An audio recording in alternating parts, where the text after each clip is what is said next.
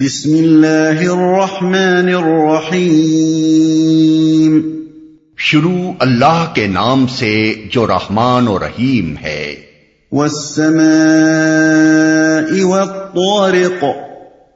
وما أدراك ما الطارق النجم الثاقب إن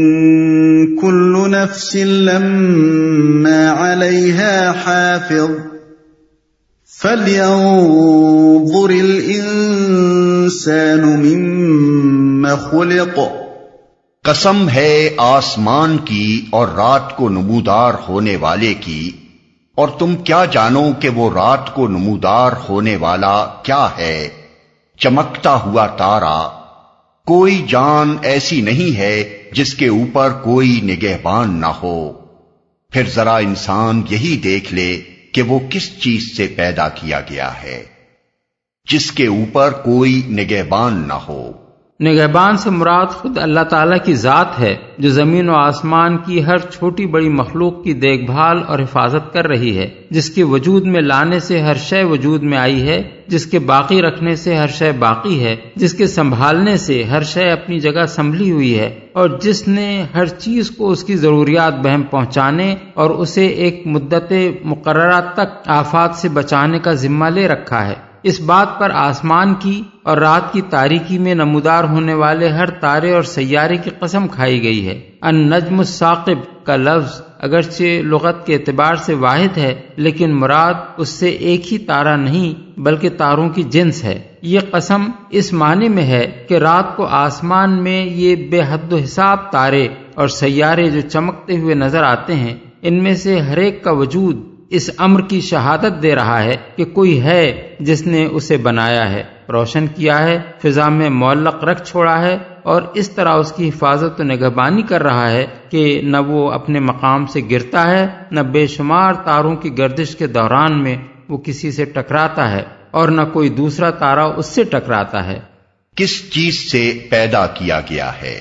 عالم بالا کی طرف توجہ دلانے کے بعد اب انسان کو دعوت دی جا رہی ہے کہ وہ خود ذرا اپنی ہستی ہی پر غور کر لے کہ وہ کس طرح پیدا کیا گیا ہے۔ کون ہے جو باپ کے جسم سے خارج ہونے والے اربوں جرثوموں میں سے ایک جرثوم میں اور ماں کے اندر سے نکلنے والے بکثرت بیضوں میں سے ایک بیضے کا انتخاب کر کے دونوں کو کسی وقت جوڑ دیتا ہے اور اس سے ایک خاص انسان کا استقرار حمل واقع ہو جاتا ہے؟ پھر کون ہے جو استقرار حمل کے بعد سے ماں کے پیٹ میں درجہ بدرجہ اسے نشوونما دے کر اسے اس حد کو پہنچاتا ہے کہ وہ ایک زندہ بچے کی شکل میں پیدا ہو؟ پھر کون ہے جو رحم مادر ہی میں اس کے جسم کی ساخت اور اس کی جسمانی و ذہنی صلاحیتوں کا تناسب قائم کرتا ہے؟ پھر کون ہے جو پیدائش سے لے کر موت کے وقت تک اس کی مسلسل نگہبانی کرتا رہتا ہے، اسے بیماریوں سے بچاتا ہے، حادثات سے بچاتا ہے، طرح طرح کی آفات سے بچاتا ہے، اس کے لیے زندگی کے اتنے ذرائع بہم پہنچاتا ہے جن کا شمار نہیں ہو سکتا، اور اس کے لیے ہر قدم پر دنیا میں باقی رہنے کے وہ مواقع فراہم کرتا ہے جن میں سے اکثر کا اسے شعور تک نہیں ہوتا، وجہ کہ وہ انہیں خود فراہم کرنے پر قادر ہو۔ کیا یہ سب کچھ ایک خدا کی تدبیر اور نگرانی کے بغیر ہو رہا ہے؟ خلق من ماء دافق يخرج من بين الصلب والترائب۔ ایک اچھلنے والے پانی سے پیدا کیا گیا ہے جو پیٹھ اور سینے کی ہڈیوں کے درمیان سے نکلتا ہے۔ اصل میں صلب اور ترائب کے الفاظ استعمال ہوئے ہیں۔ صلب ریڑھ کی ہڈی کو کہتے ہیں اور ترائب کے معنی ہیں سینے کی ہڈیاں یعنی پسلیاں۔ چونکہ عورت اور مرد دونوں کے مادہ تولید انسان کے اس دھڑ سے خارج ہوتے ہیں جو صلب اور سینے کے درمیان واقع ہے، اس لیے فرمایا گیا کہ انسان اس پانی سے پیدا کیا گیا ہے جو پیٹھ اور سینے کے درمیان سے نکلتا ہے۔ یہ مادہ اس صورت میں بھی پیدا ہوتا ہے جبکہ ہاتھ اور پاؤں کٹ جائیں، اس لیے یہ کہنا صحیح نہیں ہے کہ یہ انسان کے پورے جسم سے خارج ہوتا ہے۔ در حقیقت جسم کے اعضائے رئیسہ اس کے ماخذ ہیں اور وہ سب آدمی کے دھڑ میں واقع ہیں۔ دماغ کا الگ ذکر اس لیے نہیں کیا گیا کہ صلب دماغ کا وہ حصہ ہے جس کی بدولت ہی جسم کے ساتھ دماغ کا تعلق قائم ہوتا ہے۔ سورہ طارق آیات 6 اور 7 کی تشریح کرتے ہوئے جو کچھ ہم نے لکھا ہے اس پر ایک ڈاکٹر صاحب نے ہمیں لکھا کہ آپ کی تشریح میں نے بغور کافی دفعہ پڑھی ہے لیکن میں سمجھ نہ سکا۔ جہاں تک عملی مشاہدے کا تعلق ہے تو یہ مادہ فوتے یعنی ٹیسٹیکلز میں پیدا ہوتا ہے اور باریک باریک نالیوں کے ذریعے بڑی نالیوں میں گزرتا ہوا پیٹ کی دیوار میں کولہے کی ہڈی کے عین متوازی ایک نالی انگوینل کینال میں سے گزر کر قریب ہی ایک غدود میں داخل ہو جاتا ہے۔ غدود کا نام پروسٹیٹ ہے اور پھر وہاں سے رطوبت لے کر اس کا اخراج ہوتا ہے۔ سینے کی ہڈی اور ریڑھ کی ہڈی کے درمیان سے اس کے گزرنے کو میں سمجھ نہ سکا، البتہ اس کا کنٹرول ایک ایسے نروس سسٹم سے ہوتا ہے جو کہ سینے کی ہڈی اور ریڑھ کی ہڈی کے درمیان جال کی صورت میں پھیلا ہوا ہے، وہ بھی ایک خاص حد تک۔ اس کا کنٹرول ایک اور غدود جو کہ دماغ میں ہوتا ہے اس کی رطوبت سے ہوتا ہے، لیکن سوال یہاں اخراج کا ہے جو کہ ایک نالی کے ذریعے ہی ہو سکتا ہے۔ میری درخواست ہے کہ آپ مجھے مفصل لکھیں کہ اس کی تفسیر کیا ہے۔ میں نے آپ کو اس لیے تکلیف دی ہے جس کے لیے معذرت خواہ ہوں کہ آپ سائنٹیفک علم پر یقین رکھتے ہیں۔ اس کے جواب میں ہم نے نومبر سن 1971 کے رسالہ ترجمان القرآن میں لکھا کہ آپ چونکہ ایک ڈاکٹر ہیں اس لیے اس بات کو زیادہ اچھی طرح سمجھ سکتے ہیں کہ اگرچہ جسم کے مختلف حصوں کے افعال یعنی فنکشنز الگ الگ ہیں لیکن کوئی حصہ بھی بجائے خود تنہا کوئی فعل نہیں کرتا بلکہ دوسرے اعضاء کے تعامل یعنی کوآرڈینیشن سے اپنا کام کرنے کے قابل ہوتا ہے۔ مادہ منویہ بننے کی جگہ بلا شبہ ہوتا ہے اور وہاں سے اس کا اخراج بھی ایک خاص راستے سے ہوتا ہے، لیکن معدہ، جگر، پھیپھڑے، دل، دماغ، گردے اگر اپنا کام نہ کر رہے ہوں تو کیا مادہ منویہ کے بننے اور نکلنے کا یہ نظام بطور خود اپنا کام کر سکتا ہے؟ اسی طرح مثال کے طور پر دیکھیے، پیشاب گردے میں بنتا ہے اور ایک نالی کے ذریعے سے مثانے میں پہنچ کر پیشاب کے راستے خارج ہوتا ہے، مگر کس چیز کے نتیجے میں؟ خون بنانے والے اور اس کے سارے جسم میں گردش دے کر گردے تک پہنچانے والے اعضاء اگر اپنا کام نہ کر رہے ہوں تو کیا تنہا گردہ خون سے وہ مادے الگ کر کے مثانے میں بھیج سکتا ہے جن کے مجموعے کا نام پیشاب ہے؟ اسی لیے قرآن مجید میں یہ نہیں فرمایا گیا کہ یہ مادہ ریڑھ کی ہڈی اور سینے کی ہڈیوں میں سے نکلتا ہے، بلکہ یہ فرمایا گیا ہے کہ ان دونوں کے درمیان جسم کا جو حصہ واقع ہے اس سے یہ مادہ خارج ہوتا ہے۔ یہ اس بات کی نفی نہیں ہے کہ مادہ منویہ کے بننے اور اس کے اخراج کا ایک خاص نظام عمل یعنی میکینزم ہے جسے جسم کے کچھ خاص حصے انجام دیتے ہیں، بلکہ اس سے یہ ظاہر ہوتا ہے کہ یہ نظام عمل مستقل بذات نہیں ہے، یہ اپنا کام اس پورے نظام اعضاء کے مجموعی عمل کی بدولت انجام دیتا ہے جو اللہ تعالیٰ نے صلب اور ترائب کے درمیان رکھ دیا ہے۔ اسی لیے میں نے یہ وضاحت کی ہے کہ پورا جسم اس میں شامل نہیں ہے، کیونکہ اگر ہاتھ اور پاؤں کٹ جائیں تب بھی یہ نظام کام کرتا رہتا ہے۔ البتہ صلب اور ترائب کے درمیان جو اعضاء رئیسہ واقع ہیں ان میں سے کوئی ایک بھی باقی نہ رہے تو یہ نظام اپنا عمل جاری نہیں رکھ سکتا۔ اس سوال جواب کو پڑھنے کے بعد دو مختلف مقامات سے دو ڈاکٹروں نے ہمیں جو طبی معلومات بہم پہنچائی ہیں وہ درج ذیل ہیں۔ علم الجنین یعنی امبرائیولوجی کی روح سے یہ ثابت شدہ حقیقت ہے کہ جنین یعنی فیٹس کے اندر انثیین یعنی ٹیسٹس یعنی وہ غدود جن سے مادہ منویہ پیدا ہوتا ہے ریڑھ کی ہڈی اور پسلیوں کے درمیان گردوں کے قریب ہوتے ہیں، جہاں سے بعد میں یہ آہستہ آہستہ فوتوں میں اتر جاتے ہیں۔ یہ عمل ولادت سے پہلے اور بعض اوقات اس کے کچھ بعد ہوتا ہے، لیکن پھر بھی ان کے اعصاب اور رگوں کا منبع ہمیشہ وہی مقام یعنی بین الصلب والترائب ہی رہتا ہے، بلکہ ان کی شریان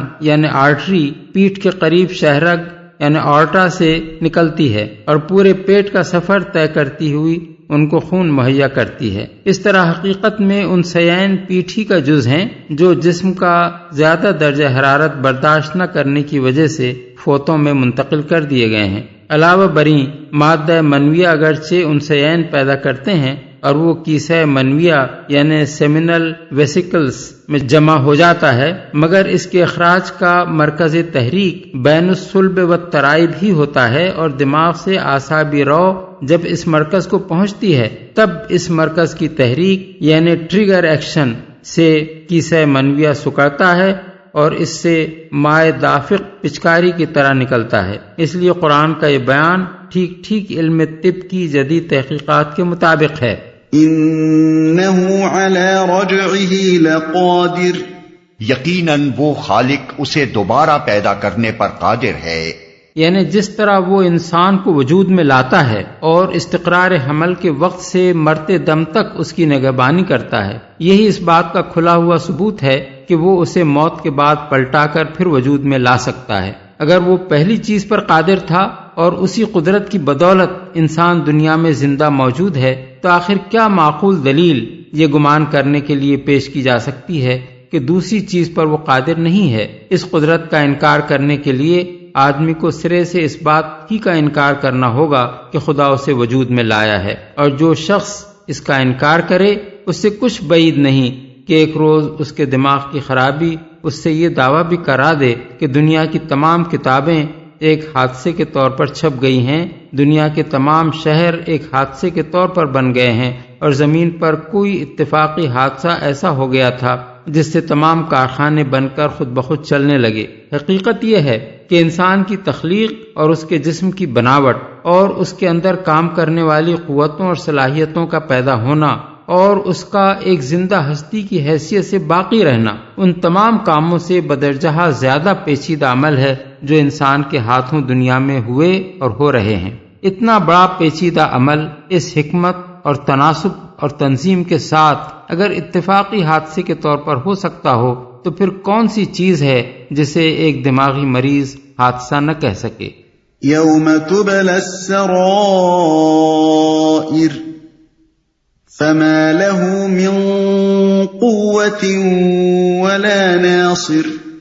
جس روز پوشیدہ اسرار کی جانچ پڑتال ہوگی اس وقت انسان کے پاس نہ خود اپنا کوئی زور ہوگا اور نہ کوئی اس کی مدد کرنے والا ہوگا۔